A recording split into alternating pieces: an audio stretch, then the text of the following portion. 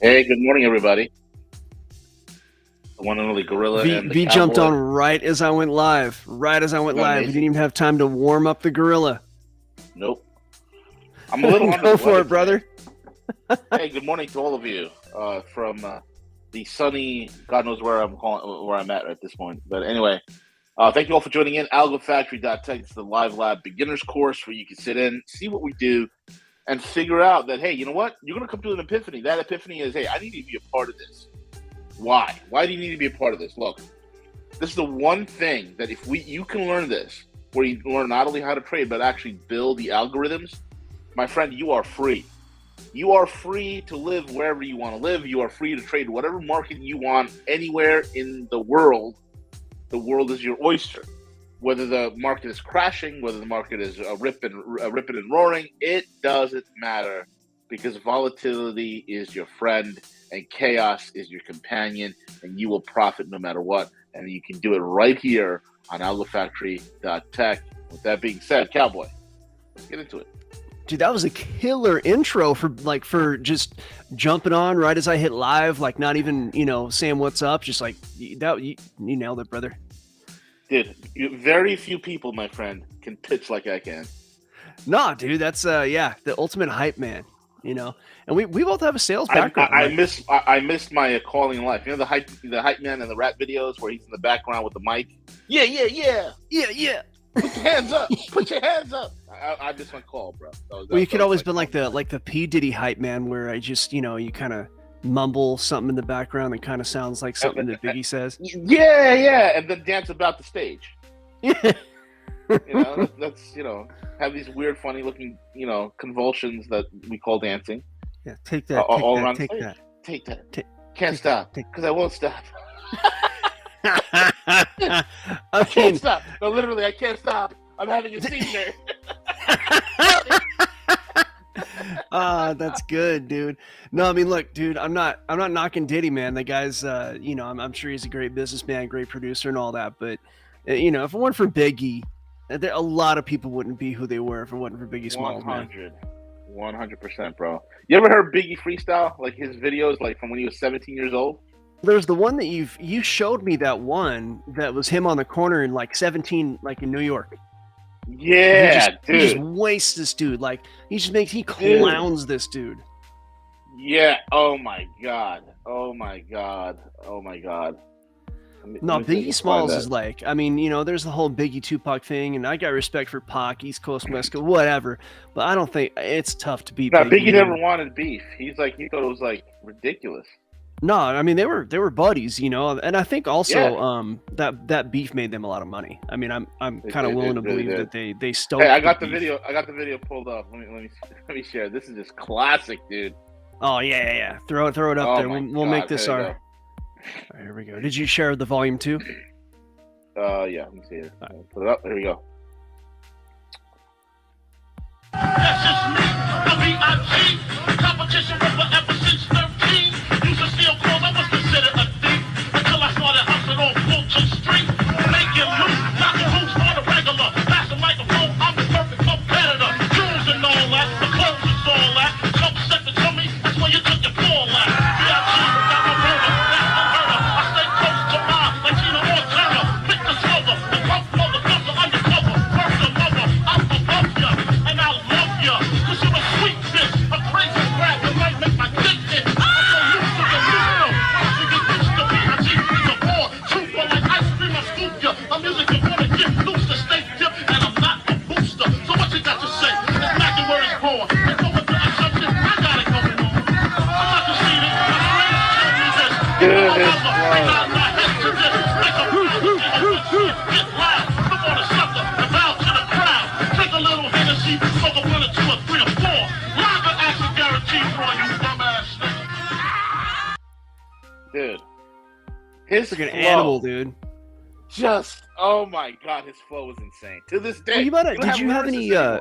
Did you have any friends who knew him? Because you grew up in a town that had a lot of Jamaicans, right? Yeah.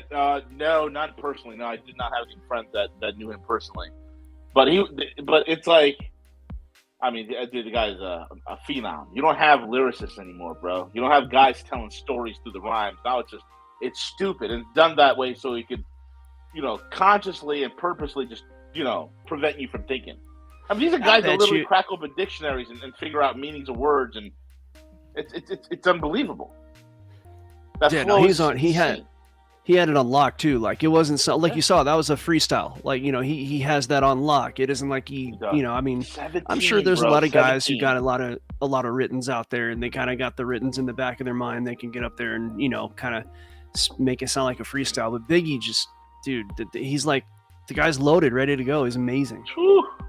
Unbelievable. Yeah. That's, I didn't know this. We're the same age. My wife is not much terribly younger than we are. She's a few years younger, and we were talking about Biggie just like a few days ago, and she's like, "Yeah, weren't his parents Jamaican?" I'm like, "No way!" And yeah, sure enough, we were watching TV last night. Yeah, so it's I figured that might be why you're the town you're from. You might have had somebody who knew him, but I think there's a lot of Jamaican people out there in New York. So that's a bigger world than you might think. Yeah, there is. And I miss the Jamaican food, bro. That's one thing I miss. Yeah. Oh my god. Yeah, we had actually a community out there. I want to say it was towards Echo Park out in LA, and they had some Jamaican restaurants and stuff, some good jerk chicken and stuff like that. Heck yeah, bro. Beef patty with the cocoa bread, man. Yeah, no, my wife and I, pretty much every night we listen to Rocksteady Reggae. That's our jam at night. Dude, reggae is sick. Yeah, Rocksteady Reggae is like you're kind of from like the 60s, 70s. It's like you're kind of, pre Bob Marley. Like it's pre dance hall. It's good stuff. Valentine 828 over in the private chat says, the memories. That's when I moved to Brooklyn. Bad Boy Entertainment. Yep, that's right. Yes. Bad Boy Entertainment. Junior Mafia. Good old days. Yeah, no, Biggie was the shiznit, man. My boy Edgar put me on a Biggie because I grew up like classic rock and roll, and became like a metalhead. But my boy Edgar put me on, and dude, you can't grow up in the 80s without hip hop. I mean, it was always there. Everybody knew who Snoop Dogg was, all that, but a lot of people on the West Coast hadn't heard of Biggie up until the mid 90s. So, I was big into polka dancing and stuff, and before you were big into the Backstreet Boys. I wanted to be in a boy band. You wanted to be in the boy band. I know. It's all good. So we man. Well, oh man, we're off to a silly start. But yeah, definitely a silly start. But you got to have fun. Like one thing about trading is that it's an emotional game, and in fact, I had my emotions played with last night. Well, we're gonna look at a stop run, and we're gonna talk about stop runs. But real quick, before we get into stop runs, and that's gonna be the lesson today. Is look, it doesn't matter how good of a trader you are. There are situations that you're just gonna lose your trade. And I had a killer trade lined up last night. And as you know, I get up early, I stay up late, whatever. I trade when the trading's there.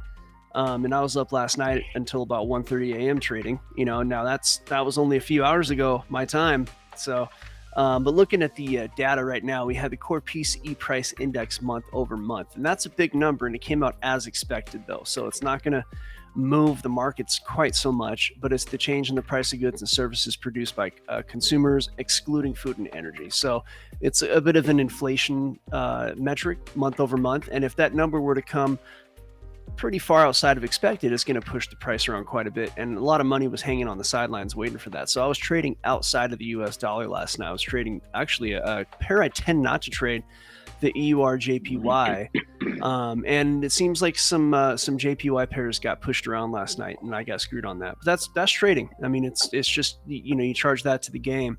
Unemployment claims came out. Actually, you would say number go. What is this? Number go down.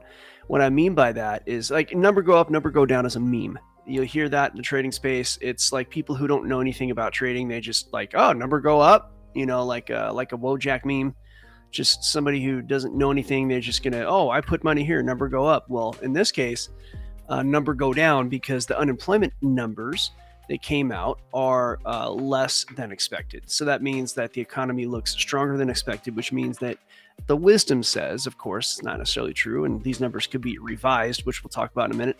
But it could be that the if the economy looks stronger than expected, then the wisdom is that Powell may continue to hike rates because because a strong economy means more inflation, and he's fighting inflation, and hiking rates means number go down. It means that, oh, well, their money is going to be more expensive to borrow, and pretty much all of our money is debt. So when you have money being expensive, less money is going into the market is going to go down, and of course the assets are going to drop in relation to the dollar as a result of that, which is why I didn't do any trading as of last night. I went ahead and I was force exited out of a trade. I was going to get back in, and I would have won had I gotten back in because I had the right plan. But given that the trade that I had entered for the London session was, I got stopped out of that, and I'm not going to get back in and mess with that before the PCE announcement, especially. But like I said, numbers go down in relation to dollar, because that when you have that unemployment number coming out less than expected, Powell may hike. That means that the expectation is that the dollar may get stronger, and when the dollar gets stronger, and you're measuring, say in this case, the euro against the dollar. Let me zoom this in real quick. In this case, you're measuring the euro against the dollar. So, that the wisdom would be that the euro would go down in relation to the dollar. And it actually didn't. It, in this case, went up. And that might be, in this case, because we have mixed data. We have the PCE, the price index, coming out as expected. So this actually is a bit of a counterintuitive move. You would think that the as expected would not do anything to the market, and that the unemployment claims being, like I said, less than expected would kind of indicate number go down. But in this case, it might be that a lot of money was on the sidelines, and when the inflation numbers didn't come out as expected, well, I mean, initially number went down. You can see here that let me grab my arrow here. You can see initially it went down to right about there. So you had a little bit of a move down right at the time of the announcement. So it did go down as a reaction, and then got pushed up. And we talk about this all the time. Economic data is tricky.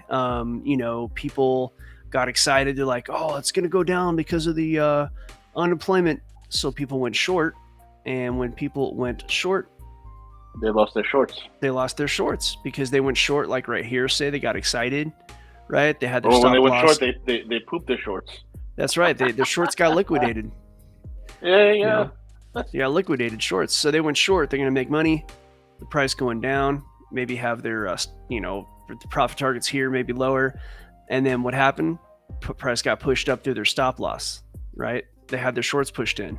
So you ever had your shorts pushed in? All right. So anyway. Hey, man. Hey, okay, MathBet. We got Texas Tom Payne. Always good to have TTP in the house. I know TTP was had a different schedule, so it looks like you're back in the house. Good to have you, bro. So yeah, that happened. That's why I don't trade news. That's why I don't mess around with it. But it's a relatively lukewarm reaction to any kind of news. And again, that's probably because the as expected PCE. So now we'll talk about last night's trade, and just, it doesn't matter how good of a trader you are, you can get stop run. And we just talked about what being stop run is. So we'll just quickly review that. Let me bring this back. Okay. So for those who are new to trading, what you'll look at this box, right? Looks like I had an order executed, CHF. Okay, let's go ahead. I didn't mean to keep that alive. Let me turn on my trade station. Give me 1 second. All right. I'm going to give me a second. We got to take care of something. I had an order that didn't expire, and I got to turn on my trade station and deal with that. But if you look at that box on the screen, okay, that blue and the green. A lot of people are going to use red instead of blue, and I don't use red because that has like a psychological feel to it, if you take my meaning. Okay, good. Got that handled. Let me go ahead and get rid of these here. I got a few orders I need to get rid of here from old trades. Oh, that's not something I wanted to do. I like that order. Anyway, we'll get back to that. So the point here is that, let's see here, buy market filled USD CHF. Okay, good. If you think price is going to go down, right, and you have a target where you're going to get out of the trade where you've made profit, that's down here at the bottom of this green box, right? This is like thinking that the price is going to go down. You enter right here where the green meets the blue. And then here, though, when price is going against you, you have to limit your losses. You don't want price to go against you into infinity because you lose all your money, right? So the way that we preserve capital is by having an area where we are willing to stay in the trade. And you want to exit the trade at a good amount of profit, right? That's your exit. It's a stop order. Or you can stop out. These are both stop orders. Or you can stop out here as stop loss, and that would be a market order. Stop loss is going to be a market order, meaning that it's just going to exit as soon as price hits that. You're going to be a market taker. We're not going to get into takers versus makers today. But what'll happen here is that if price goes against you, you're going to stop the trade. You're going to get out. You're going to take a loss. You're going to move on. That's a stop loss. And what we do is we set up our trades here to, for the most part, have it to where, okay, so let's just say you risked $100. That means if you stop out here, you lose $100, right? But you notice this green is a lot bigger than the blue, right? The area of profit is much, much larger than the area of loss. In fact, there's a ratio. You should be able to see it on the screen if I zoom back in. And you'll see that it says 1.71. That's your risk to reward ratio. Okay, that 171 means that if you risk $100, meaning that if you stop out, you lose 100. In this case, if you win, you make 170, right? Or if you lose 1,000 on a stop out, you make $1,700. That's how one of the ways we manage risk. Okay, so there's money management, there's risk management, there's all kinds of stuff, and it's all related. But in this case, the market was pushed into your stop loss. And that's an expected thing. It happens during the news. That's why I don't trade news, because this is a typical scenario where price is supposed to go down. In the end, it goes down. But first, it gets pushed into your stop loss. Why does that happen? Well, because the big money, Forex is the biggest market out there. And this is going to happen whether you're in stocks, whether you're in crypto, doesn't matter. They can see where everybody's stop losses are, right? They have access to exchange data. Level, infinity quotes. I mean, because there's level 1 quotes, level 2 quotes, there's all that stuff. Well, they have such access. They know where everybody's stops are. We have that in crypto. We do have that kind of access in cryptocurrency. We talk about it all the time. But in this case, they have even deeper access than that. And so they're going to push price into everybody's stop loss to liquidate them, because that's a way for them to make money. The exchanges make money. They make fees. People will have their short positions all the way up here, so price will get pushed through here.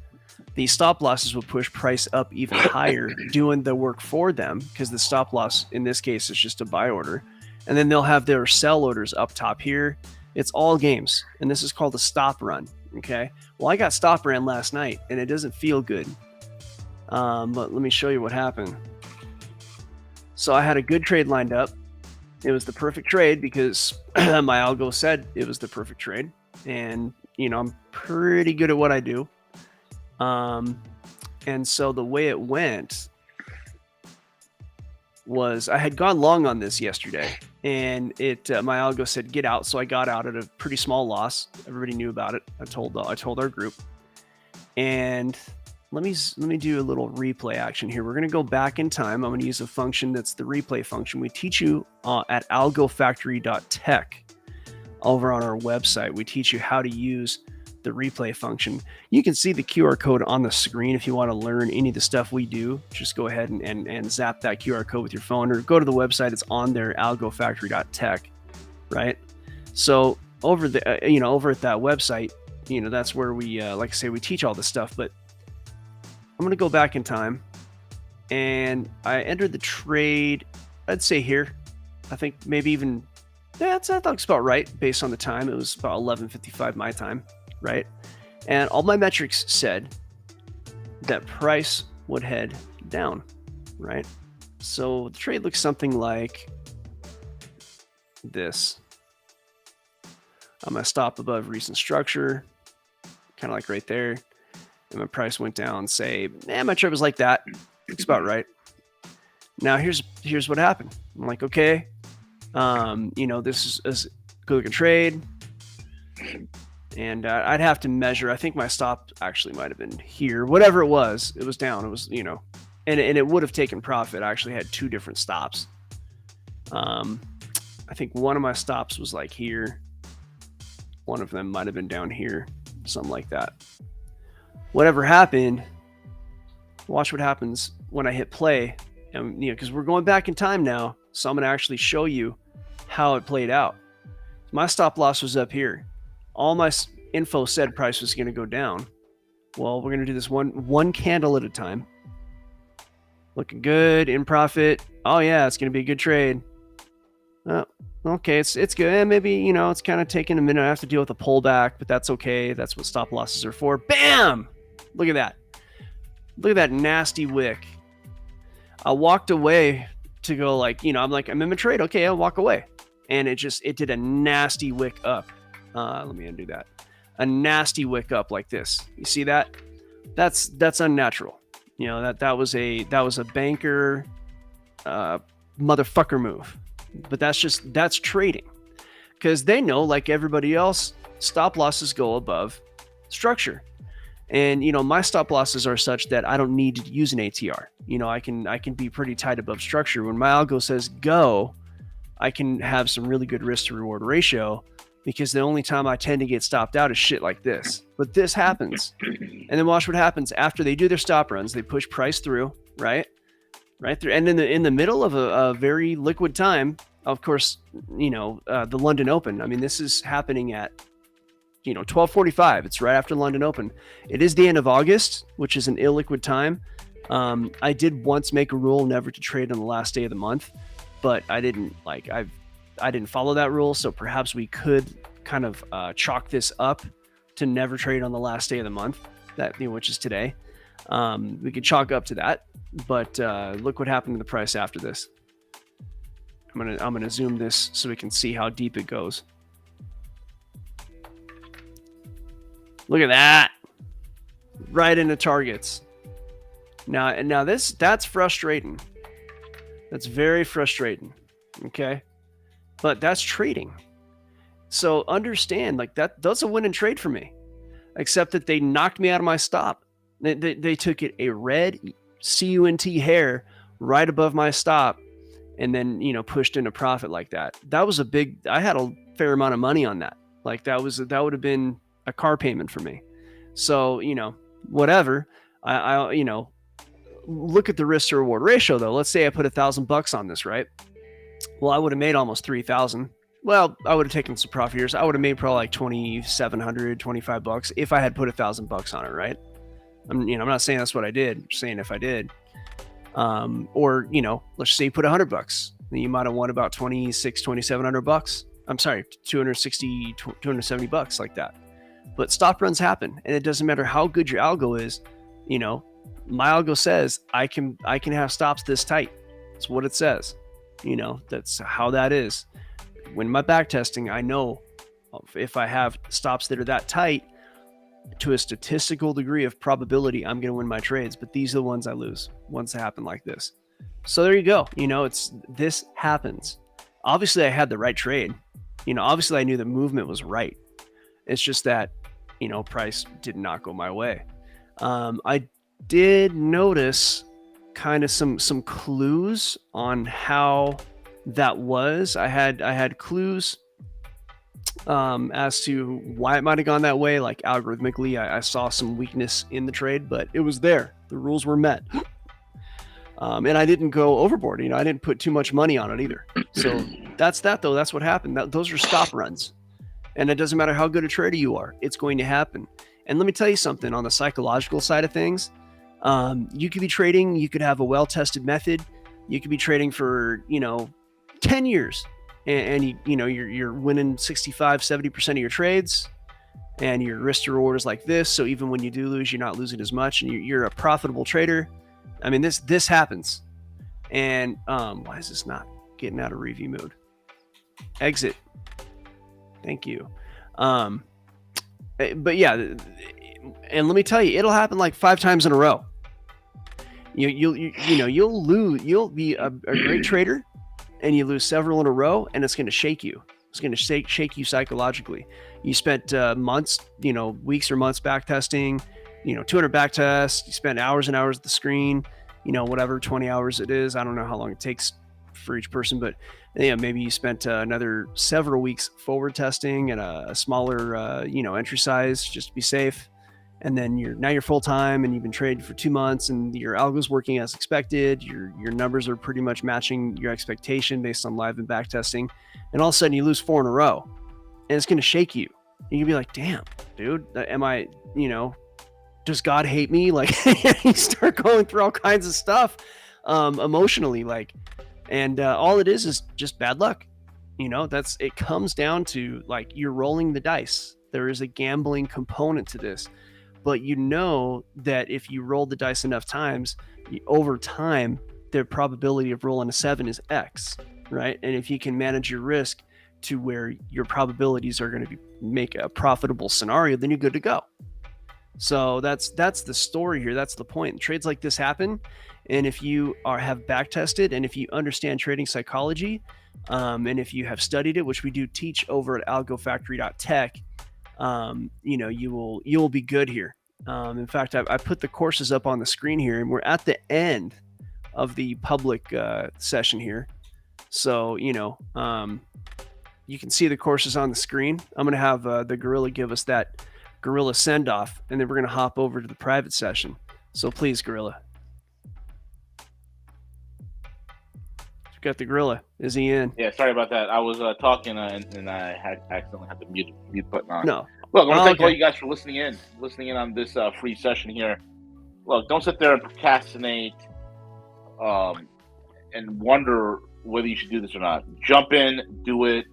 I know this is, a lot of people are thinking about trading. They're like, oh man, I suck in math. Well, guess what? I suck in math too. Yeah, you don't have to be good at math. It's okay. You don't have to be some mathematician here. You got to be no math wizard. Come as you are.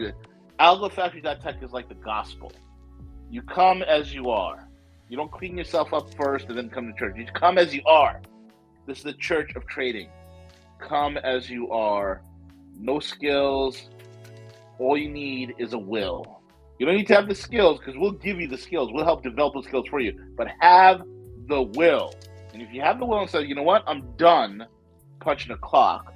I'm done, having a boss breathing over the back of my neck. I'm done dealing with corporate America. I'm done with all this nonsense. I want to take my financial destiny into my own hands. And I want to be able to profit no matter what the situation is around the world, no matter what happens. Then join us. AlgoFactory.tech, and we will see you in the private lab. Cowboy, let's get into it.